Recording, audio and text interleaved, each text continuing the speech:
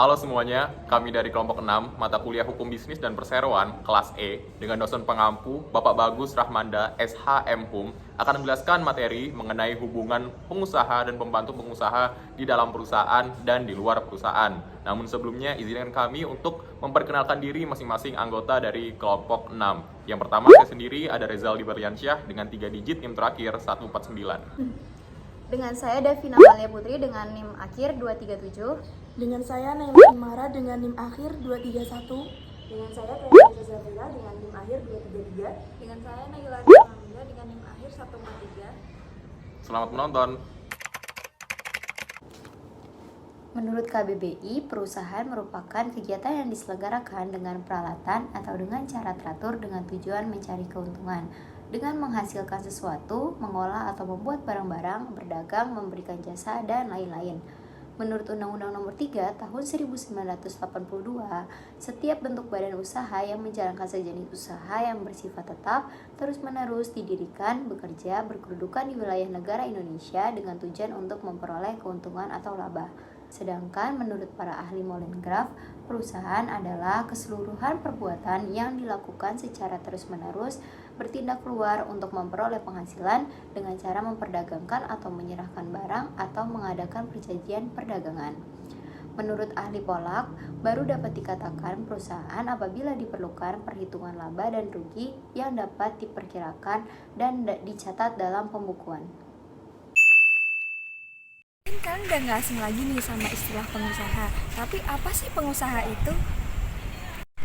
Jadi secara singkat, pengusaha itu adalah orang yang menjalankan suatu perusahaan. Tapi secara lengkapnya, pengusaha itu adalah setiap orang, badan hukum, ataupun profesional yang memiliki tanggung jawab secara langsung dalam pengambilan keputusan suatu perusahaan serta mewakili perusahaan secara sah. Dilihat dari fungsinya, pengusaha itu dibagi menjadi 3. Yang pertama, pengusaha yang bekerja sendiri. Yang kedua, pengusaha yang bekerja dibantu oleh pembantu pengusaha. Dan yang ketiga, pengusaha yang bekerja dengan menyerahkan kuasanya kepada orang lain untuk menjalankan suatu perusahaan. Dari ketiga itu, dilihat dari besar kecilnya suatu perusahaan. Jika perusahaan semakin besar, maka perusahaan semakin kompleks dan akan susah menjalankan perusahaan sendiri. Maka dibutuhkan pembantu pengusaha dan juga pengusaha-pengusaha lain dalam menjalankan perusahaannya. Nah, tadi kan udah sempat disinggung nih soal pembantu pengusaha. Pembantu pengusaha itu adalah setiap orang yang membantu pengusaha dalam menjalankan suatu perusahaan. Pembantu pengusaha ini akan mendapat upah atas hasil kerja yang telah dia lakukan untuk perusahaan itu. Pengusaha dibagi menjadi 2. Yang pertama, pembantu pengusaha di dalam lingkungan perusahaan, yaitu pembantu pengusaha ini mempunyai hubungan subordinasi, artinya hubungan antara atasan dan juga bawahan. Yang kedua, pembantu pengusaha di luar lingkungan perusahaan. Pembantu pengusaha ini mempunyai hubungan koordinasi, artinya hubungannya itu sejajar antara pengusaha dan juga pembantu pengusaha. Oke, selanjutnya saya akan menjelaskan materi mengenai ciri-ciri pembantu pengusaha, baik di dalam perusahaan maupun di luar perusahaan. Di dalam perusahaan, yang pertama, ciri-cirinya adalah mempunyai hubungan yang bersifat subordinasi, adanya tingkatan di dalam status jabatannya, misalnya atasan dengan bawahan. Kemudian yang kedua adalah terikat dalam perjanjian perburuhan. Sedangkan di luar perusahaan, ciri yang pertama adalah mempunyai hubungan yang bersifat koordinasi atau sama rata, yaitu hubungan yang sejajar. Yang kedua adalah mempunyai hubungan kerja yang tidak tetap. Selanjutnya, materi mengenai hubungan pengusaha dan pembantu pengusaha di dalam dan di luar. Hubungan kerja adalah perikatan yang terjadi antara pemberi kerja dengan penerima kerja berdasarkan perjanjian. Dalam hubungan kerja, untuk menjalankan perusahaan, pemberi kerja adalah pengusaha, sedangkan penerima kerja adalah pengelola perusahaan yang terdiri dari pemimpin perusahaan dan juga pembantu pengusaha. Dalam hubungan kerja, untuk menjalankan pekerjaan, pemberi kerja dapat berupa pengusaha ataupun bukan, sedangkan penerima kerja selalu pekerja. Kemudian, hubungan kerja antara pengusaha dengan pembantu pengusaha diatur dalam buku ke-9 Undang-Undang Nomor 13 Tahun 2013 tentang Ketenagakerjaan, di antaranya pasal 50 hingga pasal ke-66, yang mengatur pertama, hubungan perburuhan, yaitu hubungan yang bersifat subordinasi atau adanya tingkatan dalam jabatannya seperti majikan dan buruh. Kemudian kewajiban buruh adalah mengikatkan diri untuk menjalankan perusahaan dengan sebaik-baiknya, sedangkan kewajiban majikan adalah membayarkan upah dan sebagainya. Kemudian yang kedua adalah hubungan pemberi kuasa. Yang pertama adalah pengusaha, yaitu pemberi kuasa dan memberi upah sesuai dengan perjanjian. Kemudian yang kedua ada buruh, yaitu pemegang kuasa yang melaksanakan perintah pemberi kuasa.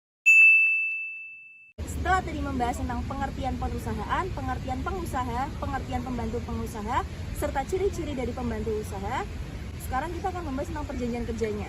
Nah, di sini perjanjian kerjanya itu dibagi menjadi 3. Yang pertama ada perjanjian pelayanan berkala, ada di pasal 1601 Kitab Undang-Undang Hukum Perdata tentang kedudukan para pihak yang sama tinggi. Perjanjian yang kedua yaitu perjanjian perburuan, ada di pasal 1601A, 1601B sampai dengan 1601Z Kitab Undang-Undang Hukum Perdata tentang hubungan subordinatif antara majikan dengan buruh dan Undang-Undang Ketenagakerjaan.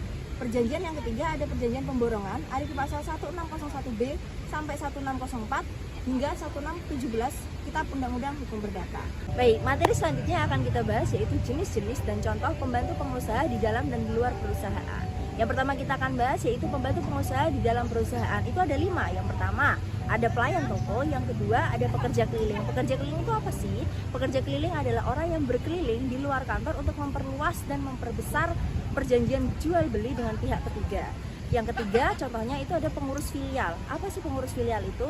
Yaitu seseorang yang mewakili pengusaha tentang semua hal terbatas pada suatu cabang pada suatu daerah tertentu. Kemudian yang keempat itu ada pemegang prokurasi, yaitu pemegang kuasa dari pengusaha untuk mengelola satu bagian besar atau bagian tertentu dari perusahaan tersebut. Dan yang kelima adalah pimpinan perusahaan, yaitu pemegang kuasa pertama dari pengusaha yang bertanggung jawab terhadap maju dan mundurnya suatu perusahaan. Nah, untuk selanjutnya kita akan membahas tentang jenis kedua, yaitu pembantu pengusaha di luar perusahaan. Itu akan dibagi menjadi 5. Yang pertama agen perusahaan, yang kedua pengacara, yang ketiga notaris, yang keempat makelar, dan yang kelima ada komisioner. Kita akan bahas satu persatu. Yang pertama agen perusahaan. Apa sih agen perusahaan itu? Agen perusahaan merupakan orang yang melayani beberapa pengusaha sebagai perantara dengan pihak ketiga, atau bisa dibilang sebagai orang yang mewakili pengusaha untuk mengadakan dan melakukan perjanjian dengan pihak ketiga atas nama perusahaan. Sifat hubungan hukum dari agen perusahaan sendiri adalah tetap dengan bentuk hubungan hukumnya pemberian kuasa. Kemudian yang kedua ada pengacara. Apa sih pengacara itu? Pengacara merupakan orang yang mewakili perusahaan dalam beracara di muka pengadilan dan di luar pengadilan. Dengan sifat hubungan hukum pengacara yaitu tidak tetap dan bentuk hubungan hukumnya pemberian kuasa. Yang ketiga adalah notaris. Notaris atau yang biasa kita kenal itu sebagai pejabat umum yang berwenang untuk membuat akte otentik untuk segala perbuatan hukum, perjanjian maupun ketetapan yang membantu pengadilan dalam membuat akte otentik dengan pihak ketiga. Sifat hubungan hukumnya tidak tetap dengan bentuk hubungan hukumnya pemberian kuasa dan pelayanan berkala. Yang keempat, ada makelar yang merupakan seorang perantara yang menghubungkan pengusaha dengan pihak ketiga untuk mengadakan berbagai perjanjian. Ciri khusus dari makelar sendiri itu harus mendapat pengangkatan resmi dari pemerintah sebelum menjalankan tugas dan disumpah di depan ketua pengadilan negeri. Sifat hubungan hukumnya tidak tetap dengan bentuk hubungan hukumnya pelayanan berkala dan pemberian kuasa. Perbuatan apa sih yang dilarang oleh makelar? Yang pertama, dilarang berdagang di lapangan tempat dia diangkat, dan yang kedua, dilarang menjadi penjamin dalam perjanjian yang ia buat. Kemudian yang 5 adalah komisioner. Komisioner itu apa? Komisioner adalah orang yang menjalankan perusahaan dengan membuat perjanjian-perjanjian atas namanya sendiri, mendapat provisi atas perintah dan pembiayaan dari orang lain. Ciri-ciri dari komisioner itu terbagi menjadi 4. Yang pertama, tidak ada syarat pengesahan resmi dari pemerintah. Kedua, menghubungkan komiten dengan pihak ketiga atas nama sendiri. Yang ketiga, tidak wajib menyebut nama komiten. Komisioner menjadi pihak dalam perjanjiannya. Dan yang keempat, dapat bertindak atas nama pemberi kuasa. Hak dan kewajiban pengusaha serta pembantu pengusaha.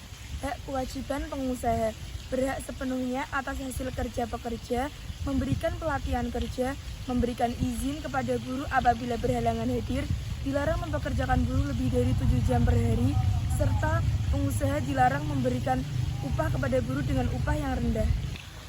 Hak dan kewajiban pekerja. Setiap pekerja memiliki kesempatan dan perlakuan yang sama dalam bekerja.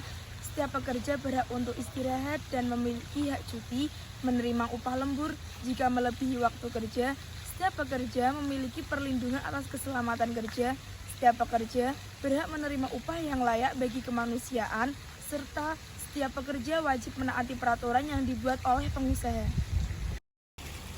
Kesimpulan, di dalam suatu perusahaan terdapat pembantu pengusaha, baik pembantu pengusaha di dalam perusahaan maupun di luar perusahaan. Keduanya memiliki tugas, hak, dan kewajiban yang berbeda. Namun, tanggung jawab yang dimiliki sama pentingnya di dalam perusahaan. Baik, demikian materi yang dapat kami sampaikan. Terima kasih karena telah menonton sampai akhir. Jangan lupa di like, Komen, Share, subscribe. dadah!